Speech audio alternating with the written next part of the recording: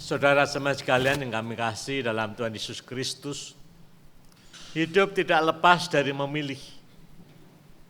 Memilih dari yang paling sederhana dengan sedikit risiko atau bahkan tidak tanpa risiko. Sampai memilih yang kompleks dengan risiko yang besar, bahkan risiko yang panjang seumur hidup. Itu mesti kita hadapi dan kita membuat pilihan. Contohnya pilihan yang bersifat sederhana adalah ya kita semua tadi ya.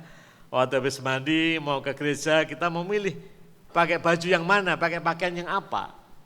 Ini memilih yang sederhana dan tanpa risiko, katakanlah demikian. Selesai kebaktian kita mau kemana, ini juga suatu pilihan.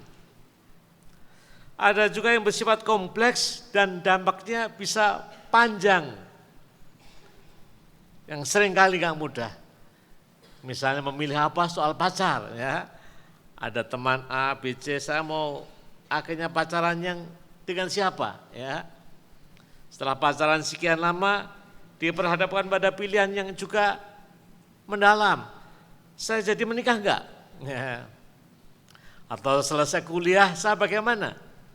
Bekerja, meneruskan studi, keluar negeri, kemana? Ini suatu pilihan yang seringkali kompleks dan dampaknya bisa panjang. Tetapi selain itu, saudara sekalian, ada bentuk pilihan lain yang saya istilahkan memilih yang bersifat spiritual, yang ada nilai-nilai ketuhanan di sana. Dan ini lebih kompleks lagi, lebih mendalam lagi, dan dampaknya lebih panjang, bahkan ada dampak yang kekal di sana. Misalnya, saudara sekalian, kita mesti harus memilih, saya mau kateksasi sekarang atau nanti? Mau baptis atau tidak? Saya mau mengikut Tuhan atau mengabaikannya? Ini semua pilihan-pilihan bersifat spiritual dan dampaknya panjang, dampaknya menyangkut kehidupan kita keseluruhan, bahkan dampaknya juga menyangkut kekekalan kehidupan kita. Tawaran pilihan semacam inilah juga yang disampaikan Musa kepada umat Israel. Ya, kita baca tadi dalam kitab Ulangan. Kalau kita membaca kitab Ulangan, itu latar belakangnya adalah umat Israel sedang akan masuk di tanah Kanaan, tanah perjanjian. Setelah mengalami pengembaraan lalu mau masuk ke tanah Kanaan, mau masuk itulah Musa memberikan wejangannya, memberikan pesan-pesannya. Dan pesan-pesan ini sangat penting. Umat Israel mau masuk ke tanah Kanaan harus memperbaharui komitmennya. Apakah mau setia kepada Tuhan atau tidak? Itulah yang dikatakan oleh Musa. Supaya lebih jelas saya akan bacakan kembali Ulangan 30 ayat yang ke-15 dan 16. Ingatlah aku menghadapkan kepadamu pada hari ini kehidupan dan keberuntungan, kematian dan kecelakaan. Karena pada hari ini aku memerintahkan kepadamu untuk mengasihi Tuhan Allahmu dengan hidup menurut jalan yang ditunjukkannya dan berpegang pada perintahnya, ketetapan dan peraturannya, supaya engkau hidup dan bertambah banyak dan diberkati oleh Tuhan Allahmu seperti di negeri kemana engkau masuk untuk mendudukinya. Diulang lagi pada ayat yang ke-19. Kepadamu kuperhadapkan kehidupan dan kematian, berkat atau kutuk. Pilihlah kehidupan supaya engkau hidup, baik engkau maupun keturunanmu. Suatu pilihan yang berisiko panjang, bahkan menyangkut kehidupan. Suatu pilihan, kamu mengikut Tuhan, beribadah kepada Tuhan, atau kamu menyembah Allah lain, beribadah kepada Allah lain. Dan masing-masing ada risikonya. Kalau kamu mengikut Tuhan, beribadah kepada Tuhan, dikatakan kamu mendapatkan kehidupan, keberuntungan dan berkat. Tapi kalau kamu memilih hidup di luar Tuhan, menyembah mengikut Allah lain, kamu akan mendapatkan kematian, kecelakaan dan kutuk. Dan Musa menganjurkan, mengharapkan supaya umat Islam memilih yang tepat, memilih mengikut dan menyembah Tuhan, akan mendapatkan kehidupan. Ya. Nah, sekarang masalahnya yang perlu kita perhatikan, apa itu artinya mendapatkan kehidupan. Hidup menurut Alkitab tidak sekedar hidup secara jasmaniah, seperti kita bisa berjalan, beraktivitas. Tapi kehidupan menurut Alkitab lebih mendalam dari itu. Kehidupan yaitu kalau orang kembali kepada Tuhan, dalam persekutuan dengan Tuhan, itulah hidup. Kembali kepada Tuhan yang sumber kehidupan, Tuhan yang menyelamatkan, hidup di dalam Tuhan, hidup dalam persekutuan, nempel pada Tuhan, sang pokok kehidupan, itulah hidup. Saudara sekalian, kita di depan ada bunga ya, vas ya, bunga ini di belakang juga. Bunga ini bunga hidup atau bunga mati saudara sekalian ya? Bunga hidup atau bunga mati? Saya tadi tidak sempat memegang ya. Yang di belakang sama ya.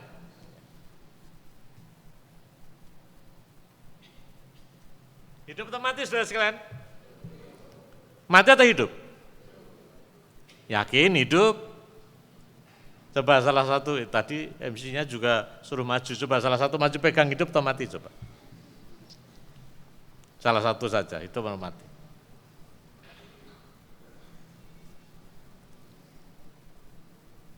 Oh hidup, ya. Yakin hidup? Yakin hidup? Yakin? Kalau seandainya ini dibiarkan sampai 1 minggu, dia kering atau tetap seperti ini? Dengan kata lain ini hidup atau mati? Hakikatnya hidup atau mati? Hakikatnya sebetulnya mati. Walaupun namanya hidup, ya, masih segar, tapi pada hakikatnya mati. Itulah mungkin ilustrasi mengenai pokok anggur yang juga kita nyanyikan tadi, Yohanes 15. Dikatakan hidup menurut Alkitab kalau nempel pada pokoknya.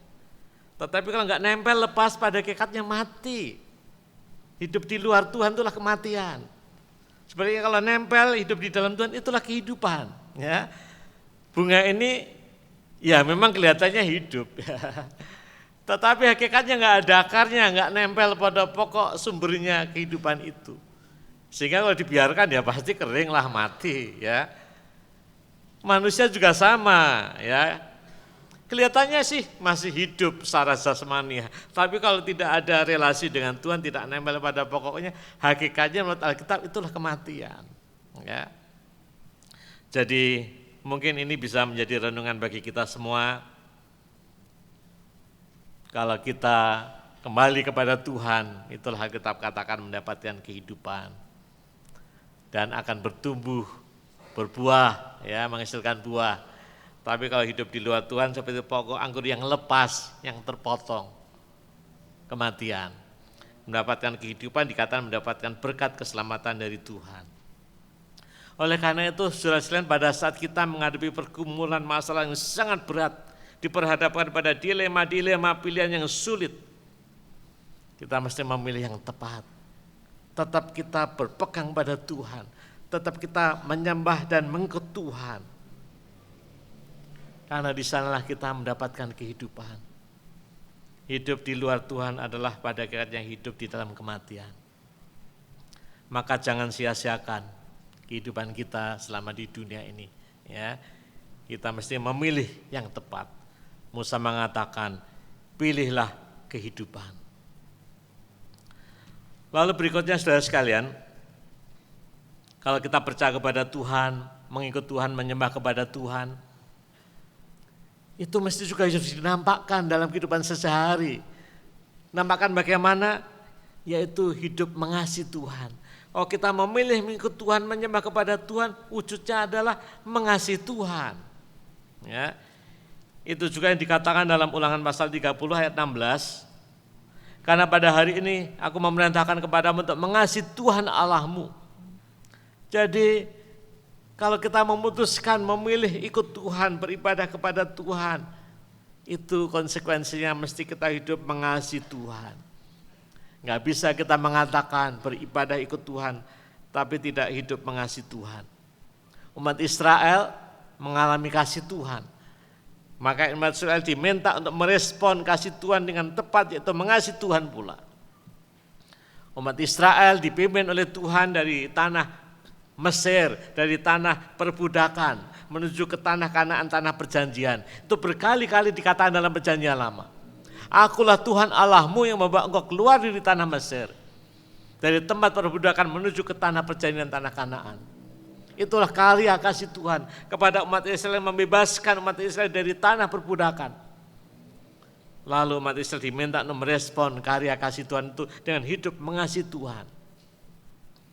Kita tidak punya pengalaman yang sama dengan umat Israel, ya.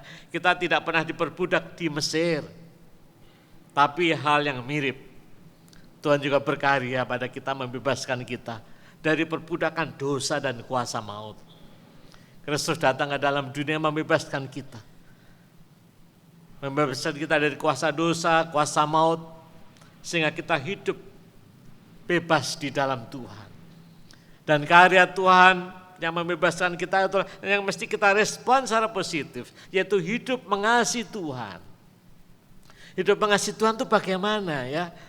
Apakah hidup mengasihi Tuhan itu beribadah, rajin ke gereja?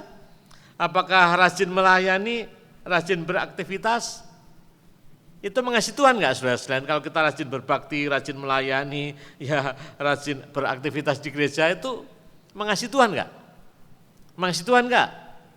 Iya, kita tidak usah ragu-ragu. Iya, tetapi belum cukup, kan begitu. Mengasihi Tuhan tidak hanya dalam konteks bergereja, ritual-ritual, pelayanan, itu iya sekali kita, tapi belum cukup. Mengasihi Tuhan menyangkut keseluruhan kehidupan kita. Itu juga dikatakan dalam Ulangan, saudara sekalian, pasal 30. Kita baca baik-baik ayat 16, ya. Kita baca baik-baik ayat 16. Karena pada hari ini aku memerintahkan kepadamu untuk mengasihi Tuhan Allahmu. Bagaimana mengasihi Tuhan Allahmu? Dikatakan dengan hidup menurut jalan yang ditunjukkannya dan berpegang pada perintah, ketetapan dan peraturannya, supaya engkau hidup dan bertambah banyak dan diberkati oleh Tuhan Allahmu di negeri kemana engkau masuk untuk mendudukinya. Jadi mengasihi Tuhan dengan apa? Dengan hidup menurut jalan yang ditunjukkannya. Hidup menurut firman-Nya. Kapan dan di mana kita hidup menurut firman-Nya? Ya dimanapun, ya. Kita orang Kristen kan dimanapun kita itu orang Kristen. Kita orang Kristen tidak hanya dalam gereja saja kan, di rumah kita itu juga orang Kristen. Di tempat pekerjaan, tempat kuliah, di masyarakat, di jalan raya, kita ini juga orang Kristen yang ikut Tuhan.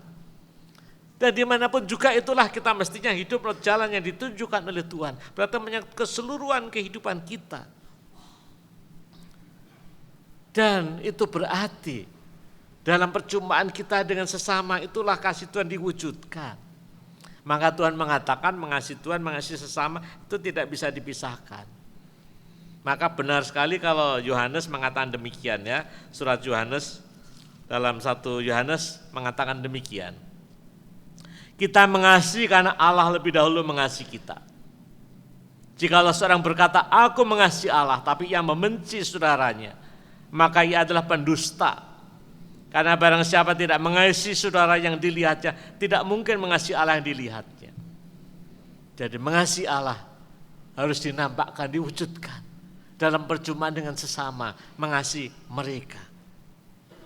Maka mengasihi Allah, batu ujiannya adalah apakah kita benar-benar juga mengasihi orang tua kita, apakah benar-benar mengasihi anak-anak kita, apakah benar mengasihi suami, istri, teman, pacar dan seterusnya, termasuk orang yang membenci kita, ya.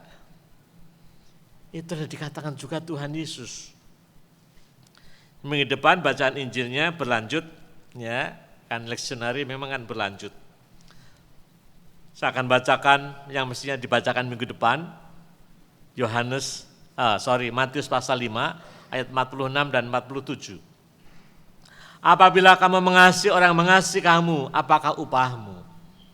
Bukankah pemungut cukai juga berbuat demikian? Dan apabila kamu hanya memberi salam kepada saudara-saudaramu saja, apakah lebihnya daripada perbuatan orang lain? Bukankah orang yang tidak mengenal Allah pun berbuat demikian? Mengasihi Tuhan diwujudkan dalam perjumpaan dengan orang lain, termasuk dengan orang yang membenci kita, yang menjengkelkan kita, yang menyakitkan kita.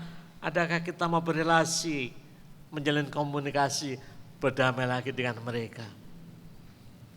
Inilah kasih. Saudara sekalian, kita jangan menyia-nyiakan kesempatan yang Tuhan berikan kita untuk mengasihi. Karena kesempatan tidak selamanya ada. Ada orang yang orang tuanya meninggal, si anak ini menangis luar biasa. Kenapa? Dia kecewa luar biasa karena waktu orang tuanya sakit, minta tolong diantar ke rumah sakit, si anak ini menunda, pikirnya enggak apa-apalah, nantilah, masih repot lah. Enggak keburu orang tuanya meninggal, kecewa luar biasa, kesempatan tidak dipakai dengan benar. Berkaitan dengan ini saya juga punya pengalaman yang mungkin dia bisa saya sharekan kepada saudara, bahwa kesempatan mengasihi waktu yang Tuhan berikan harus kita pakai dengan benar, karena kesempatan bisa hilang. Pada suatu ketika saya ditelepon salah seorang anggota jemaat, Pak, ada saudara saya yang sakit di rumah sakit, ya. Dia ini belum Kristen, tolong Pak dikunjungi. Oke, saya dan beberapa orang lah datang ke sana. Karena pesannya adalah dia belum Kristen, maka percakapannya juga bersifat pastoral, bagaimana mengenalkan iman dan seterusnya. Walaupun dia kondisinya lemah, sakitnya agak parah, tapi masih bisa merespon, ya, masih bisa mengangguk, merespon dengan walaupun dengan lemah. Percakapan terjadi, lalu kami pulang. Lalu kira-kira 2-3 hari kemudian keluarganya telepon lagi yang anggota jemaat. Pak, dia sudah siap untuk baptis. Oh ya? Oke. Lalu kapan? Oke, kita atur. Lalu setelah atur, dan tentunya kan mesti berunding, ya, mesti ngajak penatua dan seterusnya, kan GKI mesti begitu. Pendeta nggak bisa jalan sendiri untuk sakramen, ajak penatua. Setelah dirunding disepakati, oke secepatnya, dan disepakati kira-kira seingat saya sekitar 2:30 siang. Oke, kami ke sana, ya, 2:30 ke sana sampai rumah sakit Immanuel. Terjadi juga percakapan singkat dan kondisinya memang lemah, tapi masih bisa merespon walaupun lemah, ya. Dan ini kan ajaran kita juga, ya, kalau koma nggak bisa merespon, nggak bisa dilaksanakan sakramen. Tapi kalau masih merespon, ya walaupun lemah, masih mungkin dia masih bisa merespon, mengangguk dan seterusnya. Oke, sakramen baptis darurat dilaksanakan, ya. Setelah baptis, ya seperti biasa kan, kami rombongan ini kan tidak langsung pulang, ya keluarlah di luar kamar, ngobrol, ngomong dengan saudaranya dan seterusnya. Pada saat ngobrol, ngomong-ngomong di luar kamar ini, beberapa menit kemudian setelah baptis itu, ternyata si sakit ini anfal, saudara sekalian. Dan setelah anfal, tidak lama kemudian meninggal. Langsung seketika itu meninggal. Kebetulan penatua kami ada salah satunya dokter, ya kebetulan juga. Sehingga dia bisa langsung cepat melihat, menangani, tapi nggak keburu meninggal. Padahal kami rombongan ini belum sempat pulang, hanya beberapa menit setelah dilaksanakan baptis ini. Ini pengalaman bagi saya cukup mengesankan juga. Lalu saya pikir-pikir seandainya ini mengandai-andai. Pada saat percakapan tadi pagi sakramen kapan, mungkin kalau kami mengatakan ya sore sajalah atau malam sajalah, mungkin jangan-jangan nggak keburu, ya, meninggal duluan mungkin. Dan kalau itu terjadi pasti keluarganya kecewa, saya pun kecewa, dan yang lain juga akan kecewa, kesempatan hilang. Ini contoh sederhana bagaimana kesempatan mengasihi tidak selamanya ada. Maka selama kita masih punya kesempatan, kasihlah orang tuamu, kasihlah suami, istri, anak-anakmu, kasihlah teman-temanmu, kasihlah siapa yang kita bisa mewujudkan kasih kita kepada mereka. Tidak selamanya kesempatan itu ada Tuhan berikan. Selain mengasihi Tuhan mesti diwujudkan dengan mengasihi kepada sesama kita.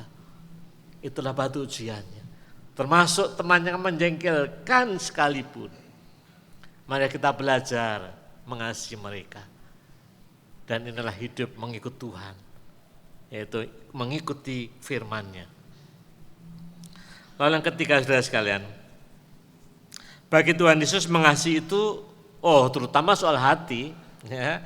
Atau dengan kata lain, mengasihi yang benar adalah keluar dari hati yang tulus, keluar dari hati yang jernih, yang tidak kotor, yang bening. Maka keluarlah perbuatan-perbuatan, sikap, tutur kata mengasihi, kalau di dalamnya juga berasal dari yang baik. Jadi semua keluar dari hati.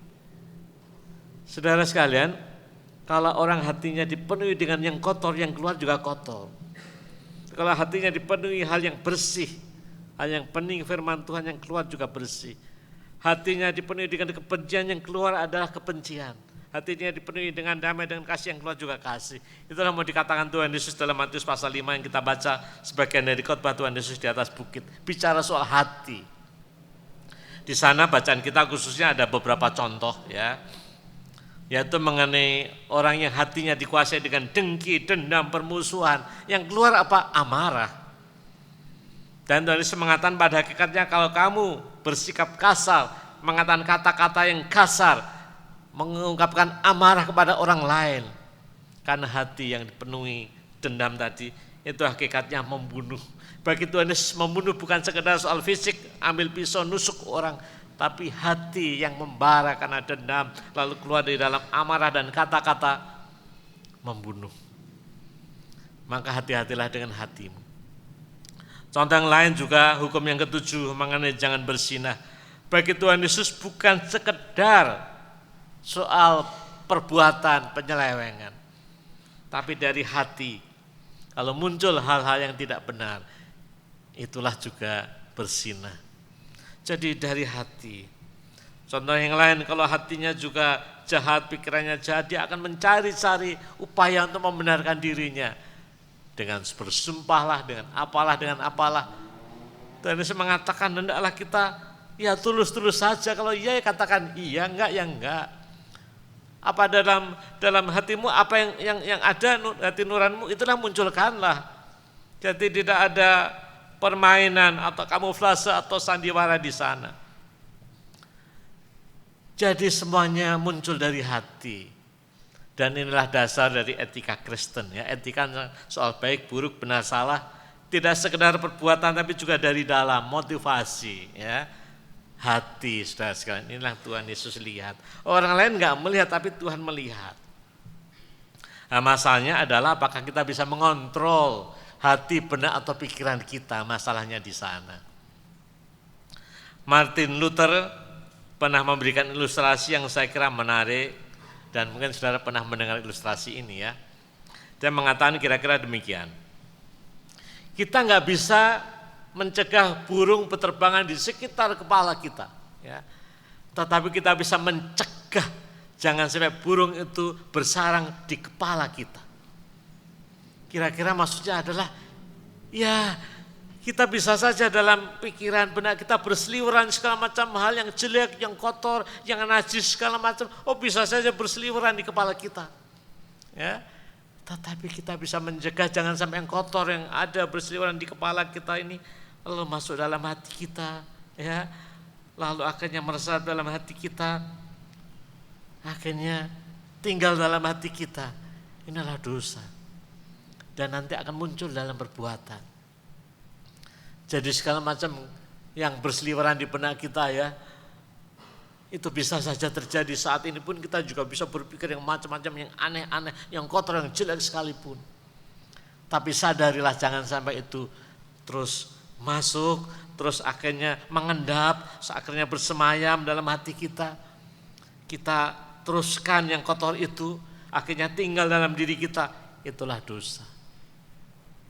Saudara sekalian yang saya kasih dalam Tuhan Yesus Kristus, yang kotor-kotor selalu tempatnya tidak ada di dalam. Ya. Saya umpamakan hati kita itu seperti tempat tidur kita yang mesti nyaman dan wangi dan harum. Bukan seperti bak sampah, tempat tampungan sampah yang kotor. Kalau saudara masak ya atau sampah-sampah yang kotor, taruh di mana tempatnya? Taruh di bak sampah, dibuang keluar ya. Kalau istri saya masak ada bau-bau di dapur, segeralah dibungkus dengan tas keras, buang keluar. Yang kotor itu selalu tempatnya di luar, tidak akan di dalam. Nggak mungkin yang kotor kita simpan di kamar tidur kita, nggak mungkin. Itu menimbulkan penyakit saudara sekalian. Kalau kita menyimpan yang kotor-kotor dalam hati kita itu juga menimbulkan penyakit itu. Maka janganlah kita menyimpan hal yang kotor dalam benak kita, dalam hati kita. Buanglah itu, mintalah kekuatan Tuhan. Agar kita dimampukan punya hati yang jernih, yang berisi firman Tuhan, bukan hal yang kotor. Kita kalau mengandalkan diri sendiri seringkali nggak mampu, maka mintalah kekuatan dari Tuhan. Saat pikiran kita melayang dengan ide yang aneh-aneh, yang jelek-jelek, segera sadar, saya tidak boleh meneruskan itu, ya Tuhan berikanlah aku kekuatan, akhirnya itu bisa lepas. Tapi ada yang lain lagi muncul, juga segera sadarilah dan seterusnya. Lalu kita masukkan hal yang jernih firman Tuhan, hal yang baik, mengasihi, damai, pengampunan dalam diri kita. Maka muncullah hal-hal yang baik. Semua bermula dari dalam. Saudara sekalian yang saya kasih dalam Tuhan Yesus Kristus, dalam kebaktian minggu ini kita diingatkan 3 hal. Marilah kita terus berkomitmen yang tepat, selalu memilih Tuhan dan mengikut Tuhan. Di sana kita mendapatkan kehidupan. Apapun masalah godaan yang ada, teruslah kamu memegang Tuhan. Yang kedua, kita juga diingatkan, kita mengikut Tuhan berarti kita mengasihi Tuhan dan sesama. Tunjukkanlah itu. Kesempatan mengasihi tidak selamanya ada. Tunjukkanlah kasih kepada siapapun juga. Lalu juga jangan lupa, marilah kita belajar mengisi hati kita dengan hal yang baik, hal yang bersih, firman Tuhan. Bukan hal yang kotor. Hal yang kotor tempatnya di luar dan dibuang. Amin.